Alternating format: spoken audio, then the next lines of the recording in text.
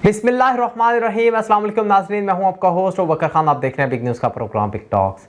नाज़रीन, कहते हैं रियासत माँ जैसी होती है, लेकिन हमारी जो पाकिस्तान की रियासत है वो सौतेली माँ जैसी है, क्योंकि सौतेली माँ ने बच्चे को ज़रूर मारना होता है। इस तरह पीटीआई लीडर इबाद फ़ारूक का नन्हा बेटा बाप को जेल में देखकर और पुलिस के बार बार घर आने, घर वालों को हिरासा करने और घर में तोड़ फोड़ करने पर ज़हनी तवाज़न खो बैठा। वो बच्चा वेंटिलेटर पर जिंदगी और मौत की कश्मकश में मुब्तला है। क्या यही कसूर है उसका कि वो सियासी वर्कर का बेटा है? यकीन करें, दिल नहीं मानता कि ये हमारा मुल्क है। इसकी बुनियाद ला इलाहा इल्लल्लाह है। क्या इमरान खान को सपोर्ट करना जुर्म है? क्या हक पर बोलना इतना बड़ा जुर्म है? हम जहालत के समुंदर में रहते हैं जहां से हमें कोई भी नहीं निकाल सकता। लिखो, महंगी गैरत कबूल नहीं थी, इसलिए सस्ती बेगैरती का इंतखाब हुआ। लिखो, पाकिस्तान में ऐसा वक्त भी आया कि अगर ये कौम चाहती तो अपने लीडर का साथ देकर इसे गुलामी से निकाल सकती थी, मगर झूठे और दज्जाली सियासतदानों ने उनकी आंखों पर जहालत की ऐसी पट्टी बांधी कि पेट के दलदल में औंधे मुंह गिर पड़े।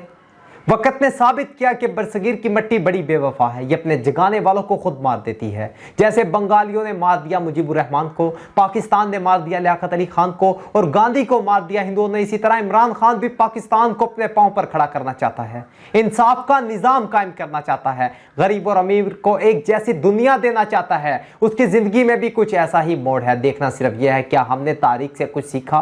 क्या हमने अल्लाह पर भरोसा करना शुरू किया? आज भी हमारा भरोसा अमेरिका और यूरोप ही है। मेरी दुआ उसके लिए जो हक पर है, मेरी दुआ उसके लिए जो पाकिस्तान का सोचता है। हज़रत अली रज़ी अल्लाह अन्हु फरमाते हैं कि दुनिया में कुफर का निज़ाम तो चल सकता है, लेकिन जुल्म का निज़ाम नहीं चल सकता। डॉक्टर गुलाम इकबाल भी फरमाते हैं कि अल्लाह से करे दूर वो तालीम भी फितना, इफलाक भी, औलाद भी, जागीर भी फितना, ना हक के लिए उठे वो शमशीर भी फितना, शमशीर तो क्या नाराए तकबीर भी फितना।